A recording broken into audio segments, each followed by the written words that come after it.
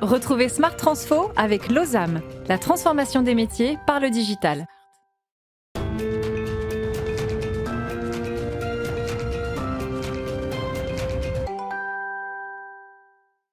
Salut à tous, c'est Smart Transfo, l'émission qui raconte en direct la transformation des entreprises. Là, on va s'intéresser à la transition écologique, à l'ensemble des objectifs que se fixent les entreprises. Quoi encore? La transition écologique? On nous parle que de ça? Oui, mais justement, à l'opérationnel, comment ça se passe? Voilà, on veut soulever le capot et c'est ce qu'on va faire pendant une demi-heure avec vous. Donc on va démarrer tout de suite. Loïc Vuchard qui m'accompagne évidemment sur cette émission en partenariat, je ne l'ai pas dit, avec Losam et Deloitte. Loïc, tu nous présentes tes invités. Nous avons Marie-Georges, lead partner Sustainability chez Deloitte, une des plus importantes practices en développement durable, et Olivier Brousse, qui est directeur de la stratégie de l'innovation au sein du groupe Veolia. Deux engagés, deux passionnés. On va soulever le capot avec eux pour essayer de comprendre les enjeux de transformation comme driver de cette transition écologique. On démarre avec les leviers, comment partager l'urgence dédiée à la transformation moteur de la transition. Marie, peut-être pour commencer. Alors, effectivement, il y a un premier levier qui est la prise de conscience. Arriver à apporter dans les entreprises des éléments qui permettent aux dirigeants, qui permettent aux équipes de prendre conscience de l'urgence. Mais ça n'est qu'un premier levier. Et puis ça, c'est fait, ça, Marie. Alors, c'est fait. Moi, je veux qu'on aille au-delà, là. Il faut aller au-delà. Alors, il faut, au-delà de la prise de conscience, il faut former sur ces sujets, parce qu'en fait, c'est des sujets, globalement, on peut avoir une appréhension un peu comme ça, de qu'est-ce que c'est les grands enjeux du changement climatique, ouais. Mais il faut aller beaucoup plus loin que ça, il faut regarder dans chaque entreprise, dans chaque secteur, qu'est-ce que ça veut dire par rapport à ce qu'on fait, par rapport à nos produits, nos services, etc.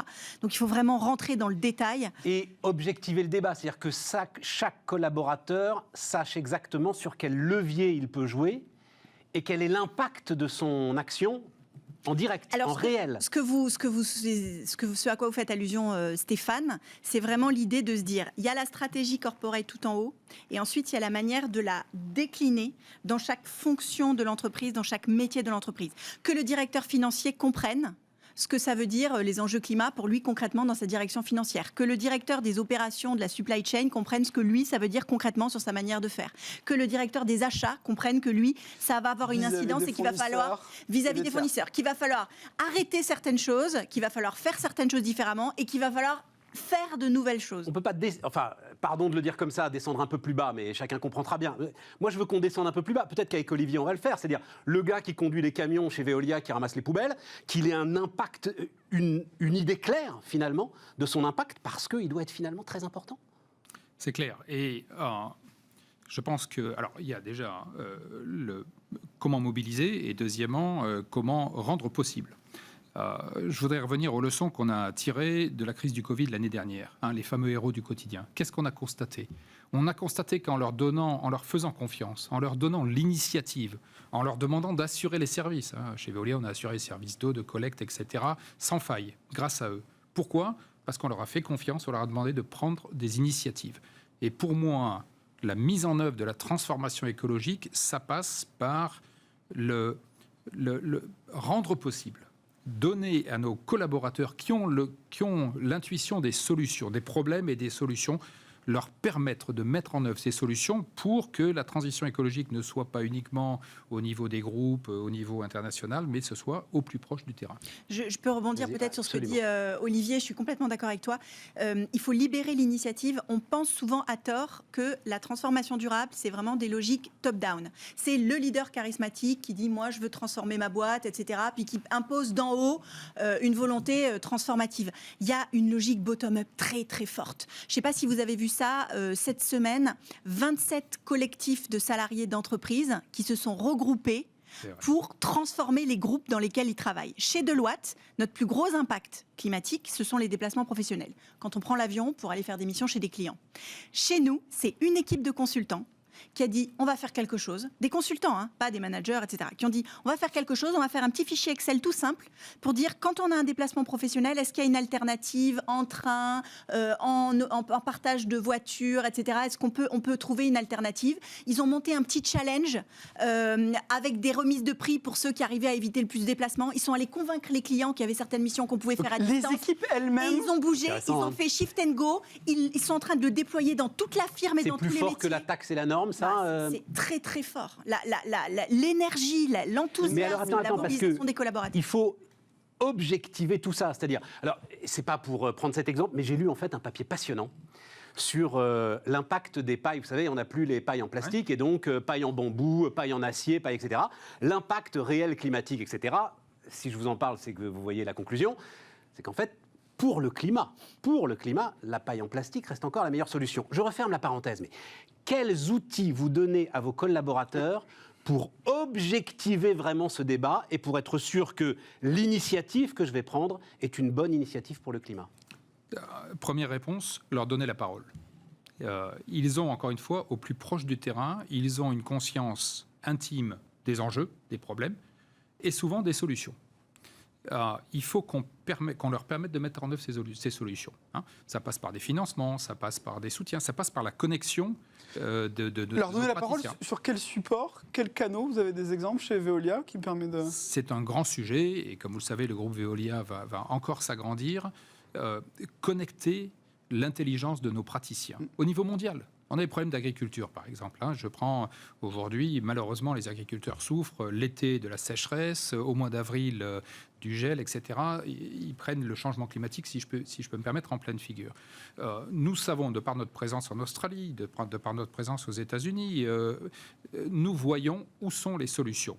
Il faut qu'on arrive à amener les meilleures pratiques en matière de transformation écologique, où qu'elles soient dans le monde, parce qu'il y a des pays plus affectés ou affectés plus tôt, et arriver à les faire circuler dans le monde pour les apporter à tous nos clients locaux.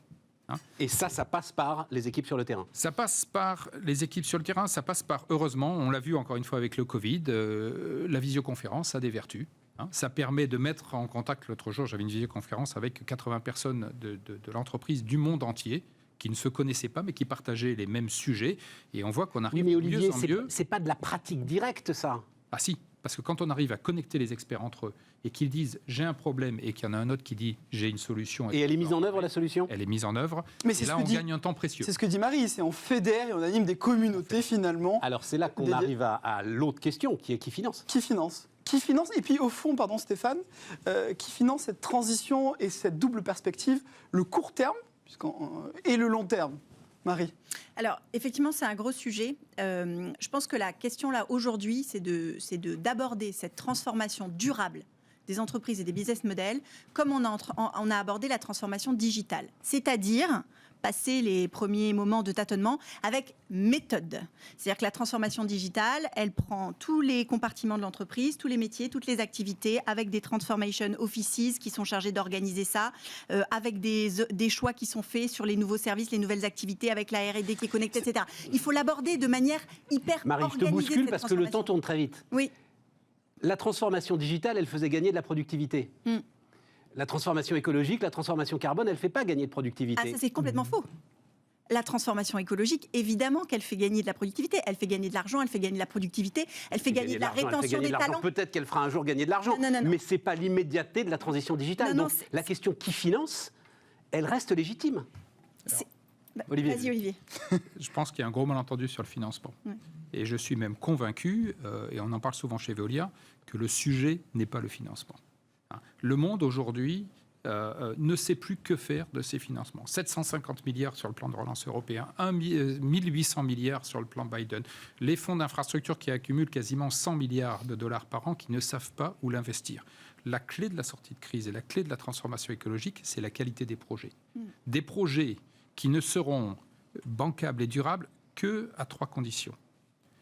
Une dimension économique, une dimension sociale, créer de l'activité et des emplois, et une dimension, évidemment, environnementale. Si on arrive à mettre au point ces projets, les financements suivront, parce qu'aujourd'hui, les financements... Non, mais Olivier, moi, je veux vous bousculer là. Pardon, mais ça m'intéresse trop. Je reprends ton exemple, Marie. Tes gars de Deloitte, là, au salaire où ils sont payés, Les gars qui passent, on va dire, 3, 4, 5 heures dans la semaine à mettre au point votre plan d'action pour essayer... Bon. C'est clairement du financement qu'il faut trouver. C'est des heures qu'il faut payer, qu'il faut rémunérer. Moi, c'est ça dont je veux parler. Ça, c'est du court terme. Ah, mais oui, mais il faut... Si on le arrive... court terme vient avant le long terme. Mais même dans le court terme, c'est un choix rentable. C'est-à-dire que c'est une manière de garder les talents, c'est une manière de faire en sorte que les gens restent chez nous, c'est une manière de les avoir. Donc ça veut dire qu'il faut faire comme L'Oréal, comme Jean-Paul Agon qui dit « je ne veux pas savoir combien ça me coûte ». C'est la seule réponse. C'est même pas ça, parce que en fait, je pense qu'il faut qu'on regarde combien ça coûte. Si on veut arriver à passer à l'échelle, il faut regarder combien ça coûte. Mais je m'inscris en faux contre cette croyance qui dirait la transition écologique, ça coûte cher et ça rapporte rien et ça n'est qu'une source de coûts. C'est pas vrai. C'est pas vrai. On est en train de penser la résilience de l'économie mondiale. On est en train de penser le modèle d'après. Donc on peut pas dire que ça n'est qu'une source de dépenses et que ça rapporte rien. C'est pas vrai. Reprenons la discipline, justement, quel est le modèle de gouvernance? Est-ce que ce n'était pas le rôle du patron de la RSE d'organiser cette discipline, d'organiser cette transversalité? Alors oui, là aujourd'hui ce qui se passe, c'est qu'on est dans une transformation qui est totale. Et donc on est vraiment dans une transformation du business model. La vraie question, c'est de se dire, quand on est une entreprise comme Veolia, qu'est-ce qu'on continue à faire, qu'est-ce qu'on change, qu'est-ce qu'on arrête de faire? C'est Danone qui dit, moi je suis désolée, mais si mon objectif c'est apporter la santé par l'alimentation à la planète, on va arrêter la bière et les biscuits. Bon, donc c'est des choix très forts. C'est Unilever qui arrête de commercialiser Magnum parce que c'est mauvais pour la santé. À un moment donné, il faut dire ça, désolé, mais on va arrêter parce que ça va pas être sustainable, ça va pas être durable. Par contre, on continue à envoyer de l'eau d'évier en Australie.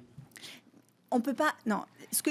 Mais ça veut dire que repousser la question. Là, ça peut pas se faire en un jour. Rome ne s'est pas faite en un jour. On peut pas tout changer du jour au lendemain. On peut pas mettre sur pause. C'est bien l'enjeu de la transformation. C'est facile quand on est un nouvel entrant sur le marché. On arrive, on est la nef, on dit bah moi je vais faire une banque 100% durable, etc. Ben, on commence de rien, on y va. On est Björk, on y va. On commence de rien. On est Patagonia, on y va. On fait un modèle 100% durable. Quand on est une grosse entreprise qui a déjà du business, qui a déjà des collaborateurs, on peut pas dire attendez, vous savez quoi? On va faire erase, et puis on va tout recommencer à côté. Non, il faut transformer et il faut le faire progressivement. Olivier, sur ce point-là, parce que qui chagrine Stéphane. Mais non, mais parce que refuser de répondre à la question, c'est pas la bonne solution. Tu as des coûts immédiats qu'il faut prendre en compte. Dire, évidemment que tout le monde est convaincu que c'est bien pour la planète et c'est bien pour l'avenir. Mais tu as des coûts immédiats. Qui les prend en compte? Comment on les prend en compte, Olivier? Je dirais encore une fois que les coûts sont réels, mais sans commune mesure avec l'investissement nécessaire pour transformer la société. Parce qu'on parle bien de transformation écologique et pas de transition. Transition, c'est un côté passif. On ne va pas attendre la prochaine sécheresse, etc. On parle bien de transformation, c'est-à-dire de changer de façon active notre modèle. Encore une fois, qu'est-ce qu'on a vu ces derniers mois? On a moins voyagé. On s'est aperçu que finalement, la visio, ça fonctionnait. Donc, on a fait quand même des économies de coûts de transport. On a fait des économies de coûts de fonctionnement. Le télétravail, ça a quand même fait des sacrées économies sur les systèmes de transport, etc. La réponse à votre question, Stéphane, c'est qu'il faut revoir nos priorités et réallouer nos coûts.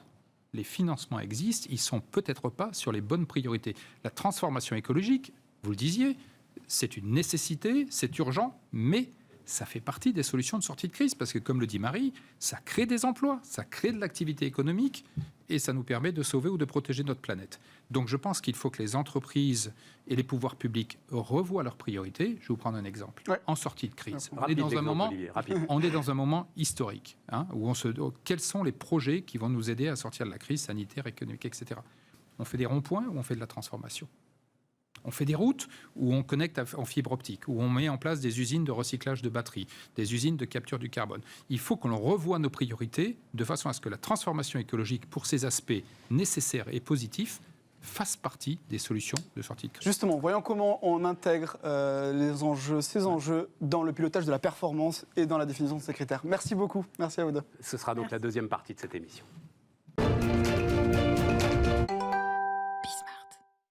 On repart, Loïc, et on repart. Alors, le volet finance, cette fois-ci. Le volet finance, effectivement, qui intègre notamment la question réglementaire dans le pilotage de la performance et ce que l'on appelle la performance extra-financière. Pour en parler, Catherine Serre, associée développement durable chez Deloitte et membre de la TCFD. Catherine, peux-tu nous donner quelques éléments déjà sur la TCFD ? Oui, qu'est la TCFD Oui. d'abord, j'imagine. Task Force on Climate Related Financial Disclosure, tout un programme.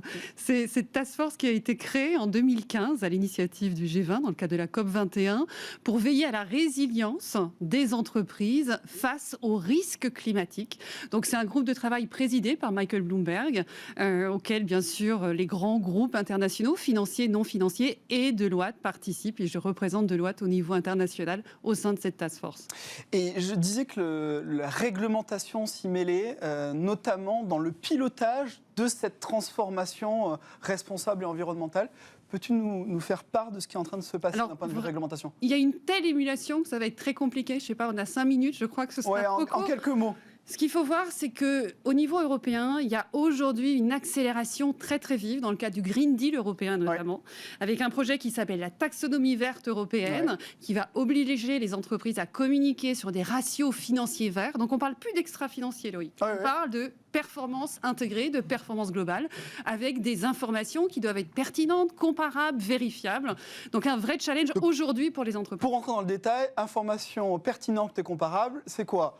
Chiffre d'affaires vert, investissement vert, coût vert, qu'il va falloir individuellement, nominativement identifier, c'est ça la taxonomie ? Exactement, et tracé avec des vrais enjeux derrière de moyens, de systèmes d'information, de process de reporting, avec une dimension aujourd'hui véritablement d'intégration de ces éléments-là au sein des directions financières qui devront demain veiller non plus au reporting, on parle beaucoup de reporting, mais on est aujourd'hui dans une logique de pilotage véritablement de la performance et de l'intégration de ces éléments dans la stratégie des entreprises. Je ne sais pas si tu prends la mesure, Stéphane, c'est colossal en termes de niveau de reporting.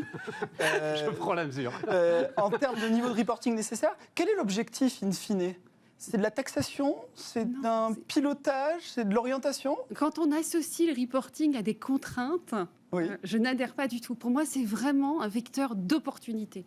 Et c'est créer la confiance entre les grandes entreprises et les parties prenantes. Et que ce soit les grands investisseurs qui sont aujourd'hui en demande de ces éléments-là, que ce soit la société civile, que ce soit les collaborateurs. Donc, bien sûr, il y a des projets de taxation, je ne le nie pas, et notamment au niveau européen, dans une logique d'ajustement aussi dans le cas du Green Deal, un projet de taxe carbone, au niveau des frontières européennes, donc taxant les importations. Mais vous savez, chez Deloitte, on préfère toujours parler d'opportunités que de contraintes. Et pour moi, je suis convaincue que c'est vraiment vecteur d'opportunités et de valeur pour les entreprises. Même si, Catherine, un prix du carbone international, c'est la seule solution, finalement. Oui. Pour qu'il y ait une transformation rapide de l'ensemble des entreprises. Je suis complètement d'accord, mais ce que font déjà des grandes entreprises, c'est-à-dire qu'elles calculent un prix interne du carbone et elles mesurent l'impact que ça a dans leur transformation. C'est le titre de votre émission, c'est pas qu'un titre en fait. C'est vraiment de réfléchir, si je devais payer ce carbone en interne, est-ce que je ferais ce même choix d'investissement ? Est-ce que je ferais ce même choix de chaîne de valeur ? Est-ce que j'aurais la même performance in fine ? C'est une vraie question. Quelles sont les recommandations que tu donnerais aux entreprises qui nous regardent ? Quelle est l'échéance déjà réglementaire et comment la mettre en place ? Tu as quelques recommandations. Alors c'est vrai qu'il y a ces contraintes réglementaires, mais je pense qu'il faut dépasser ce cadre des obligations et à nouveau considérer qu'il faut y aller de toute façon, quelle que soit la date d'application. Donc la taxonomie que j'évoquais tout à l'heure, c'est 2021. La TCFD, elle est d'application obligatoire aujourd'hui, notamment en Angleterre, pas encore en France. On s'attend bien évidemment à ce qu'elle le devienne, mais le message que je donnerai aux entreprises, c'est n'attendez pas, commencez dès maintenant. Et vous savez, 2021, qu'est-ce qui est 2021 ? Application de la taxonomie verte européenne. D'accord, donc ça c'est maintenant. C'est maintenant. C'est la mise en place de nouveaux systèmes et de nouvelles mesures. La TCFD, c'est un sujet encore plus large qui nécessite de remettre à plat un certain nombre d'éléments, de communiquer sur la stratégie des entreprises en matière climatique, de valoriser les risques et les opportunités, à nouveau, liées au changement climatique, et de mesurer les impacts des entreprises. Et concrètement, ça signifie quoi pour pouvoir mettre en place pour 2021 cette réglementation, ce reporting, cette taxonomie ? Des outils, il faut commencer par la partie outils, gouvernance. Quelles sont les recommandations Les que vous deux. donnerez? Je pense que le premier défi, c'est de constituer une task force et de sortir de cette logique d'extra-financier qu'on évoquait en introduction. D'accord. C'est-à-dire Task force doit être animée par qui, selon toi? Alors, dans les organisations, ce qu'on peut voir au sein des clients qu'on accompagne chez Deloitte, c'est association de la direction financière et de la direction environnementale, voire de la direction stratégique, bien sûr. Mais l'enjeu, c'est de mobiliser en interne un maximum de directions parce qu'on est au cœur véritablement du réacteur avec cette taxonomie. Mais Loïc posait la question des outils. Il y a les outils aujourd'hui pour amener, reprenons Veolia avec qui on était tout à l'heure, les tournées des camions qui ramassent les poubelles directement dans le bilan du directeur financier qui va s'occuper de ce rapport qui n'est plus extra-financier, mais qui l'est quand même encore un petit peu. C'est là l'enjeu, Stéphane, ouais, je suis complètement d'accord. C'est qu'aujourd'hui, sur les sujets financiers, on a bien sûr à nos dispositions des systèmes d'information intégrés. Sur l'extra-financier, on en est encore aujourd'hui assez loin. Ouais. On a des systèmes, bien sûr, qui existent de grande qualité, mais les deux ne sont pas pluggés, ne sont pas intégrés. Donc le défi pour les entreprises, s'il y avait un message à retenir, c'est celui-là, c'est de faire un diagnostic, effectivement, de leur système d'information et de veiller qu'à la clôture 2021, donc je parle de fin décembre 2021, ils seront prêts. Merci beaucoup, Catherine. Merci à vous. Merci, Catherine. Dernière partie, justement, on va rentrer dans le détail de l'information réglementée, vous allez voir.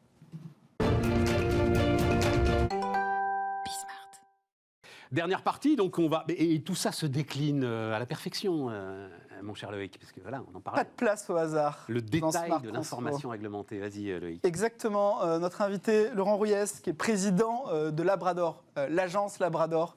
Laurent, je te laisse peut-être te présenter l'agence en quelques secondes. En quelques secondes, oui, Labrador a essayé de réunir l'information réglementée, qui était quelque chose qui était un pinceau un peu rude, et la communication, pour faire une information plus facile à lire. Voilà, c'est notre mission depuis 20 ans, en essayant de créer de la valeur pour l'entreprise autour de l'information. Précisons, l'information réglementée, c'est, on est en pleine période d'ailleurs de résultats en ce moment. Yes. Ce sont les résultats que diffusent trimestriellement ou semestriellement les grandes entreprises. C'est toute l'information financière, elle est périodique effectivement. L'information extra-financière, on va en parler maintenant, qui arrive, qui est aussi réglementée et qui de plus en plus, mais également l'information éthique, la conformité. Globalement, toute l'information, ce qui nous concerne, c'est ce qui ne concerne pas les produits et les services, mais tout le reste a généralement un cadre réglementé. Et c'est quoi ton idée, Laurent? C'est que c'est une matière trop sérieuse pour être laissée aux analystes? Non, non, sûrement pas. C'est-à-dire que sûrement pas. Aux seuls analystes. C'est une matière. Tout le monde devrait pouvoir lire ces rapports financiers. Exactement. Et cette information réglementée. Exactement. C'est-à-dire que l'information réglementée est vraie. Elle est fiable, elle est vraie. Tout simplement parce qu'elle est auditée, elle est régulée. Et puis pour dit même publier, le terme exact. Et pour une autre raison, c'est que si vous mentez sur votre information réglementée, les sanctions sont énormes. Financières, vous risquez la prison et les responsables sont des responsables très élevés dans l'entreprise. Ça motive à dire la vérité quand même. À l'inverse, quand on voit aujourd'hui que les réseaux sociaux, qui constituent une bonne part de l'information, ont 50% de l'information fausse, on a un vrai sujet sur la vérité de l'information face aux mensonges. Donc on est à ce niveau-là, c'est quasiment sociétal. Mais enfin, c'est très juste, Laurent, et je trouve qu'on ne le dit pas assez. L'économie de marché a énormément de défauts, mais ce système a une vertu incroyable. Incroyable de... On ne ment pas au marché. Voilà. Et non. Parce que, comme tu le dis, sinon, le prix à payer est considérable. Le dernier en date... Alors, je ne veux surtout pas jeter la pierre d'ailleurs à la direction d'Atos, mais c'est ce qu'a vécu Atos, où 2 audits de filiales aux États-Unis font dévisser le titre en une journée. Le titre est coté au CAC 40 de 10% de sa valeur. Voilà. Le risque est énorme, donc du coup, c'est très rare de prendre ce risque-là. Et surtout que les risques ne sont pas forcément volontaires. C'est-à-dire que ce n'est pas seulement le mensonge, c'est simplement l'inexactitude. Et ça, c'est un autre sujet. Et c'est là où ça se complique, puisque maintenant la publication vient intégrer des enjeux climatiques et de responsabilité. Et là, on est en passe d'une révolution de l'information réglementaire. Quelle est ton analyse de ce qui est en train de se dérouler en termes d'innovation, de rupture vis-à-vis de cette information? Alors, il y a une double révolution. Ouais. La première, c'est que la Commission européenne impose maintenant aux grandes sociétés cotées de produire leur information en HTML. Ça paraît bête. Donc, mais sur un site web, en ligne. L'AMF recevra maintenant des formats web. D'accord. Et le problème, c'est que jusqu'à présent, ce n'était pas le cas. On était le dernier métier à être en version print. Il y avait une logique. Le PDF, c'est sécurisé. C'est une photographie de l'entreprise protégée. Et donc, il a fallu longtemps pour que la Commission européenne passe à une version HTML. Ça change tout. Ça change tout parce que ça donne des possibilités énormes de nouveaux lectorats. Vous allez rechercher l'information et vous allez trouver l'information au sein de l'information réglementée. Donc, du coup, le problème, c'était très fiable, c'était vrai, mais personne ne le lisait.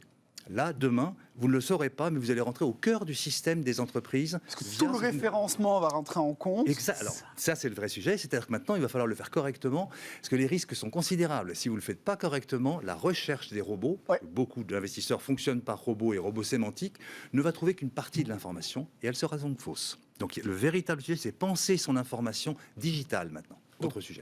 Ça, c'est première révolution. Deuxième révolution, vous en parlez depuis tout à l'heure, c'est l'extra-financier. C'est-à-dire que nous, on a vécu, il y a une vingtaine d'années, 2 tartes à la crème. La transparence, on en parlait à peu près de partout. Et c'est un truc qu'il nous a fallu, nous, structurer avec l'AMF, il faut reconnaître. C'est-à-dire, comment on peut définir ce qu'est une information de transparence. Ça fait 10 ans qu'on fait les grands prix avec des critères. C'est labellisé, Bureau Veritas, les US maintenant le prennent. Donc, on a rendu objectif la transparence. Et l'extra-financier, c'est la même logique. Il y a 15 ans, c'était les beaux rapports de développement durable avec la main sur le cœur, j'aime la planète, j'aime les enfants, j'aime pas la guerre. Ouais, bon, ça va maintenant. Aujourd'hui, on arrive à quelque chose sur lequel il va falloir réellement prouver ce que l'on dit. C'est le fond du sujet. Comment prouver ce que l'on dit en matière extra-financière. Donc là, on a vu effectivement qu'il y avait des véritables sujets d'agrégation des contenus. Notre boulot à nous, c'est d'essayer de rendre ça le plus clair possible au final, c'est-à-dire les indicateurs comparables. Sans comparabilité, vous ne pouvez rien prouver. Il n'y a pas de problème. Vous pouvez. Laurent, que c'est une quête philosophique que tu es en train de décrire. C'est surtout une quête philosophique. Parce que ce que Laurent nous décrit, c'est le mythe de la caverne. Ça n'est rien d'autre que Socrate s'interrogeant sur la vérité et sur ces ombres qui sont projetées sur la caverne. Est-ce que c'est la vérité ou est-ce que c'est une impression que mon esprit peut transformer ? Enfin, la quête de la vérité, je trouve ça absolument passionnant finalement. Exactement au cœur du sujet. Au cœur du sujet. C'est absolument ça. C'est-à-dire ce qu'il faut, c'est que des gens qui lisent une information d'une entreprise la pensent vraie. Pour cela, aujourd'hui, elle ne va plus croire à des choses qui sont des promesses. Elles veulent simplement que l'on puisse leur démontrer. Et là, pour le coup, il y a un peu de boulot. Il y a un peu de boulot. Prouver, eh bien, c'est un travail de comparabilité, c'est un travail d'historique, il y a pas mal de vraiment des méthodologies pour permettre à un cerveau humain de dire « je crois à cette information-là ». Et puis, la vraie clé, c'est la clarté.